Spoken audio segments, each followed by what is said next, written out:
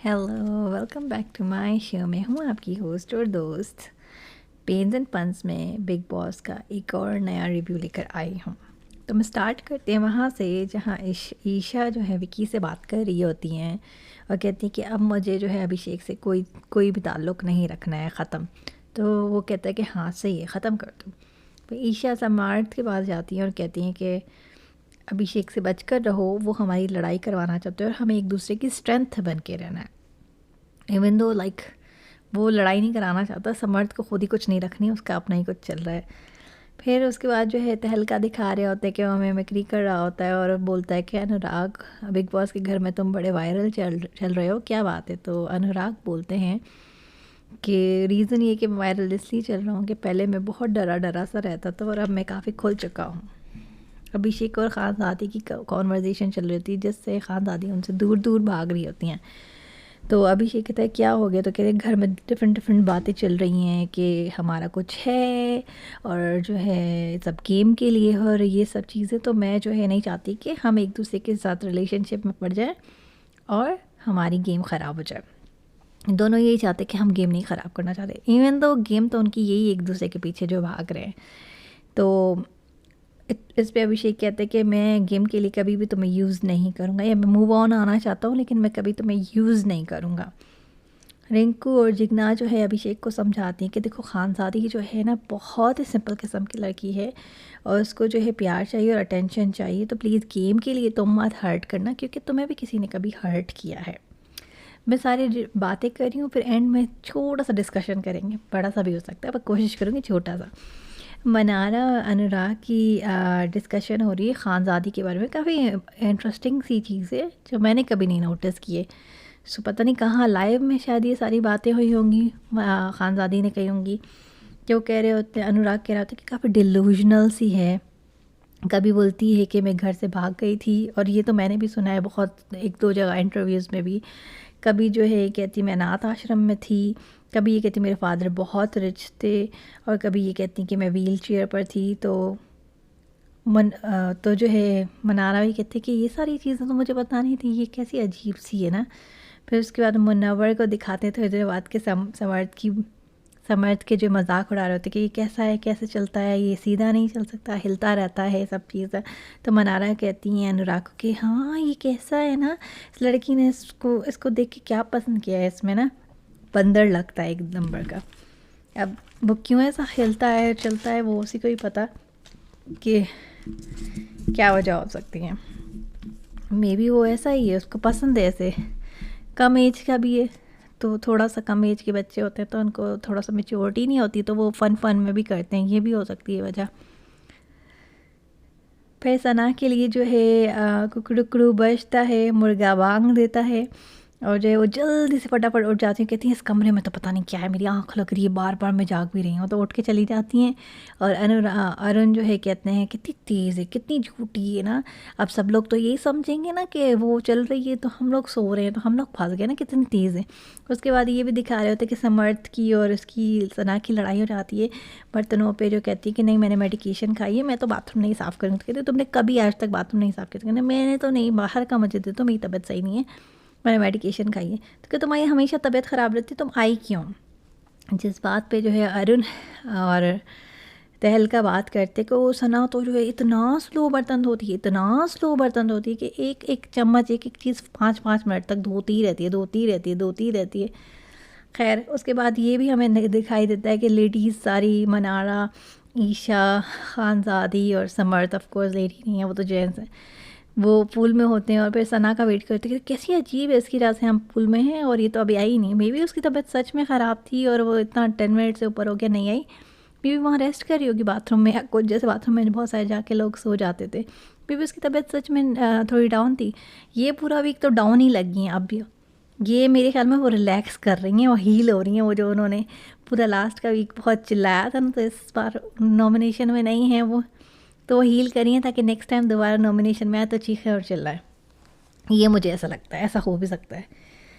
खैर उसके बाद जो हमारे ये हैं लव बर्ड्स, आपस में लव बर्ड्स जो बने हुए हैं, विकी भैया, अभिषेक और मुनव्वर, अपनी अपनी जो है नॉस्टैल्जिक मेमोरीज़ को, अपनी पुरानी मेमोरीज़ को दोहरा रहे होते हैं कि हमारे ज़माने में बचपन में जो है हमारा छोटे मोटे मुन्ने फुन्ने से 50,000 साल पहले के टाइम पे जो हम मुन्ने से होते थे तो हमें ऐसे लव, फर्स्ट टाइम जो लव होता था किसी को देख के अट्रैक्शन कैसे होती थी, तो कहते थे हम तो ये समझते स्कूल में ही रियल लव मिलता है, स्कूल में हमेशा लड़की ढूंढते रहते थे। नहीं तो अगर किसी शादी में कोई लड़की नज़र आ जाए, ये विक्की भैया की स्टोरी बता रही हूँ, कोई लड़की नज़र आ जाए तो फिर जो है बस उसको देख के तो बस पागल हो जाते, दिल ख़राब हो, दिमाग ख़राब हो जाता था कि बस उससे कैसे कांटेक्ट करें, उसको देख के ही बटरफ्लाइज होने लगती थी, पर कैसे जब तक कांटेक्ट करें उसकी शादी हो जाती थी किससे।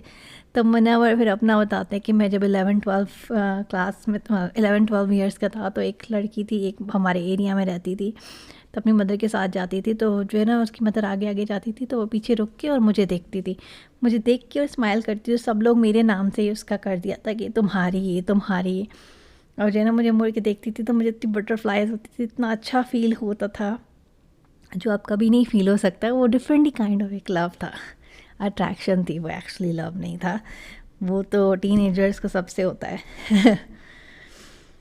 तो उसके बाद आगे जाके विकी भैया और अभिषेक बात कर रहे होते हैं इसी बारे में कि दूर दूर भाग रही है और सब चीज़ें। तो विकी भैया बताते हैं कि देखो मैं कम वर्ड्स में तुम्हें बताऊं तो मुझे पता लगा है, उसने बोला है ऐसा कुछ, वो बोलते हैं कि मनारा ओ खानजादी के बाहर एक है, और हम आई डोंट नो कि आप लोगों को पता है या नहीं पता है कि कह रहे हैं मे बी अभी नहीं है या अभी भी है, मेरे ख्याल में तो नहीं हो सकता है कि जैद जो है, जैद हबीब नहीं है, उनका क्या नाम है, जैद हदीद जो है वो इनके बॉयफ्रेंड हैं या थे, हैं वीडियो के हिसाब से तो हैं, पर मे बी अब घर में आ गई तो नहीं है। तो उनको ये बताते कि इसका ऑलरेडी है। तो वो अभिषेक बताते हैं मुझे बहुत बटरफ्लाइज होती हैं उससे बात करके। तो विकी उनको पूरा बताते हैं, ज्ञानी बाबा है ना वो, उनके पास हर चीज़ का है। अब अपनी बेगम को, अपनी बीवी को, अपनी पत्नी को वहाँ कहीं छोड़ छाड़ के और ये जो है ज्ञान बांटते फिर रहे हैं, और अभिषेक को बता रहे हैं कि इस घर में कैसी फीलिंग्स आती हैं लड़कियों से बात करके।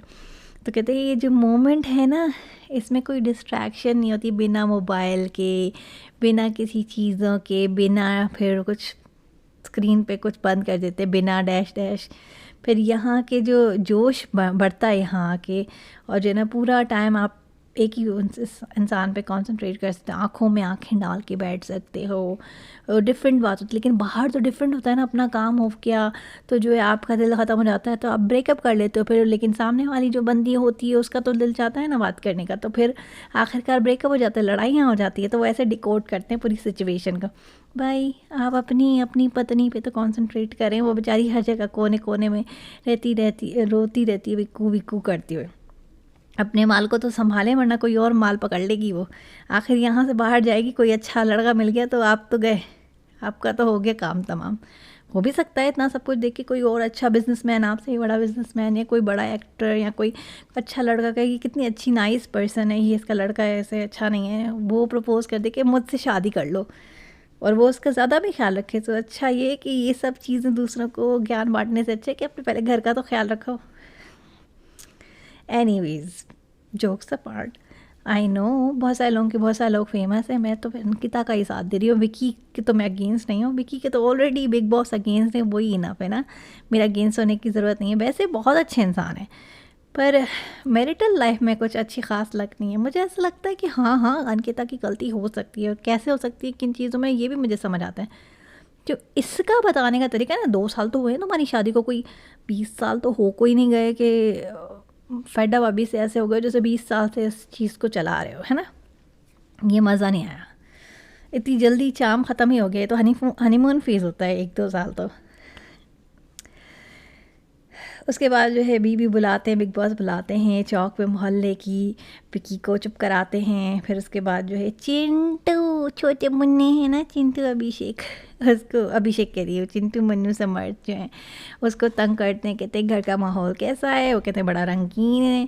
तो कहते हैं क्या तुम्हें डांस देखनी है, तो कहते हैं हाँ चिंटू जल्दी जल्दी से लॉलीपॉप खा के हाँ शुरू हो जाते हैं। फिर वो एक टास्क करवाते हैं कि ये 3 जो हैं चुड़ैले मतलब ये 3 लेडीज़ डांस करेंगी और फिर जो है वो पावर की रेस से 3-3 करके लोगों को बाहर निकालेंगे और एंड में जो है किसी के पास पावर बचेगी। और बताते नहीं किस तरह की ये सब। अंकिता का नाम लेते हैं, सना का नाम लेते हैं और खानज़ादी का नाम लेते हैं। खानज़ादी जो है अंकिता जो है अंकिता जो है ऐश्वर्या का नाम लेती हैं और कहती हैं कि अभी जो है आगे ग्रो करने की ज़रूरत है, इनको इस पावर की ज़रूरत नहीं है। नील को भी एग्जैक्टली सेम ही रीज़न देती हैं और उसके बाद मुनव्वर को कहती हैं कि बहुत बहुत कंपटीशन है, बहुत स्ट्रॉन्ग है, तो इसलिए मैं इनको रेस से बाहर निकालना चाहती हूँ। अच्छा, इस सब बीच में उनकी डांस तो ज़बरदस्त चल रही होती है, लेकिन जो इन यू हिल हिल के जो विकी इंजॉय कर रहे होते हैं डांस में, देखने वाली हूँ जाके हग भी करते हैं, ओह ये तो मेरी बेबी है, कितनी अच्छी प्यारी लग रही है और कितना अच्छा डांस कर रही है। वही एक मोमेंट पर उसको मज़ा आ रहा होता है कि ये मेरी वाइफ है और बुल देख रहा होता। अनलेस के वाइफ समझ के नहीं कुछ और गर्लफ्रेंड वाली फीलिंग आ रही होती है, लेकिन फुल ऐसे झूम झूम के इंजॉय कर रहा होता है। सना का भी वैसे एंजॉय करता है, विकी का भी काफ़ी रंगीन मिजाज लग रहा है। फिर सना की बारी आती है। सना तो विकी का ही नाम लेती, कहती घर ऑलरेडी बहुत चला रहा है तो इसको ज़रूरत ही नहीं है। ईशा का नाम लेती, कहती घर नहीं संभाल सकती है। अभिषेक को भी ऐसे ही कुछ कह देती हैं। फिर नावेद से भी बीच बीच में मेरे ढोलना तुम डांस करवाते हैं, मज़ा आता है उसको भी देख के। फिर बाबू भैया खानज़ादी बाबू भैया की नाम लेती, कहती कि इसको पावर मिल गया तो उल्टा पुल्टा कर देगा। फिर चिंटू को बुलाती, कहती है तो है ही ऑलरेडी छोटा सा, क्या रिस्पॉन्सिबिलिटी संभालेगा। तहलका भाई को बुलाती हैं और बोलती हैं कि ऑलरेडी इतना गुस्से वाला है, एग्रेशन है, तो घर भर संभालने की बात नहीं हो रही है। अब फिर विक्की अपना वही ज्ञान बांट रहे होते हैं तो उनको रूम से ही बाहर निकाल देते हैं इस राउंड के लिए। राउंड 2 में जो है सना नावेद को बुलाती हैं और वही एग्जैक्टली लैंग्वेज का बोलती हैं उनको, जो उनको काफ़ी बुरा भी लग जाता है आगे जाके। अंकिता बुलाती है मनारा को और कहती है इसको तो देने का कोई फ़ायदा ही नहीं है, ये दिमाग वालों के हिसाब से ही चलेगी। फिर उसके बाद जो खानज़ादी अरुण को बुलाती, कहती है सोते ही रहते हैं ये तो, क्या घर क्या चलाएंगे। राउंड 3 होता है जिसमें खानज़ादी आती हैं और जो है जिग्ना और रिंकू में से किसी को एक को नॉमिनेट करना होता है, मतलब पावर से की रेस से बाहर निकालना होता है और वो जिग्ना का नाम लेती हैं और रिंकू बन जाती है। और जिग्ना और रिंकू के मुकाबले में आई वुड से कि हाँ, रिंकू जो है ना, अगर घर चलाने का होता है जैसे कैप्टन बनने का या कुछ, तो रिंकू ज़्यादा अच्छा कर पाती थी। कि रिंकू जी लड़ने वगैरह में सब चीज़ों में ज़्यादा आगे, जिग्ना थोड़ी सेंसिटिव है, लेकिन इम्यूनिटी का था। तो मुझे तो लग रहा है कि इम्यूनिटी की उनको ज़रूरत ही नहीं थी, क्योंकि अभी तो उनको कोई सो फार 2-3 हफ्ते तक इन लोगों को कोई नॉमिनेट नहीं करने वाला, आपस में ही एक दूसरे को नॉमिनेट करेंगे। अभी दिमाग के घर से ना, नहीं दम के घर से लोगों को निकालेंगे, तो इसलिए जिग्ना जी और रिंकू जी तो सेफ ही हैं। नावेद और सना की लड़ाई होती है और नावेद बहुत गुस्सा होता है सना पे कि you have a to face and this and then कर कर कर। You know what, Naveed? She was completely and absolutely right. तुम क्या घर, अगर कोई रिस्पॉन्सिबिलिटी आ जाती तुम क्या घर संभाल लेते। तुम तो 10 लोग कहते What is she saying? What is he saying? What should I? बस यही करते रहे। तो वो भाई उन्होंने कहा कि मैं सारा दिन तो मैं सोऊंगी जाके ना, मैं ये करूँगी, डिक्टेटरशिप बताऊँगी, ये उसको तो दिमाग, उसके बाद वो लड़ाका है वो बहुत बड़ा, ये वो भी उसके अंदर भी है, ये है क्वालिटी। लेकिन ये है कि जो उसके जो उसके ट्रांसलेटर है ना, जैसे सना, मेनली सना, हो सकता है कोई और भी हो, जैसे कहते हैं ना इंग्लिश में सब ज़्यादातर सना ही बात करती है, तो वो ये सोच रही है कि मैं जाके आराम करूँगी, मैं तो तंग आ गई, मैं नहीं इसके पीछे पीछे पूरे घर में भाई एक हफ़्ता पता नहीं क्या ऐसी पावर हो, मैं तो नहीं ट्रांसलेट कर सकती। सिंपल सी एक बात है कि उसने यही कहा कि पावर सारी उसको मिल जाएगी और काम सारा मुझे करना पड़ेगा, तो काम चोरी से बचने के लिए उसने उसका ही नाम ले लिया। सिंपल सी ये बात है जो मैं डिकोड कर रही हूँ। और अच्छा एपिसोड था आज का भी। अब देखते हैं कल क्या होता है, और मज़ा आ रहा है। थोड़ा सा मुझे ऐसा लग रहा है कि अब थोड़ा एक तो समझ आ रही है, थोड़ा सा स्लो डाउन भी हो रहा है। बहुत कुछ हो रहा था शुरू में ना, बहुत समझ नहीं आ रहा था, इधर लड़ाई हो रही है, इधर लड़ाई हो रही है, उधर लड़ाई हो रही है। अभी 2-3 लोग कम भी हो जाएंगे ना घर में तो और मज़ा आने लग जाएगा। देखते हैं, आई थिंक कल दिवाली स्पेशल है, देखते हैं कल क्या होता है। होपफुली अगर सलमान खान आते हैं कि नहीं आते हैं, या परसों आते हैं थर्ड के एपिसोड में, तो जब तक के लिए हम कल बात करेंगे, अपना ख्याल रखिएगा। एक और नए एपिसोड के साथ कल बात करेंगे हम लोग। Bye bye.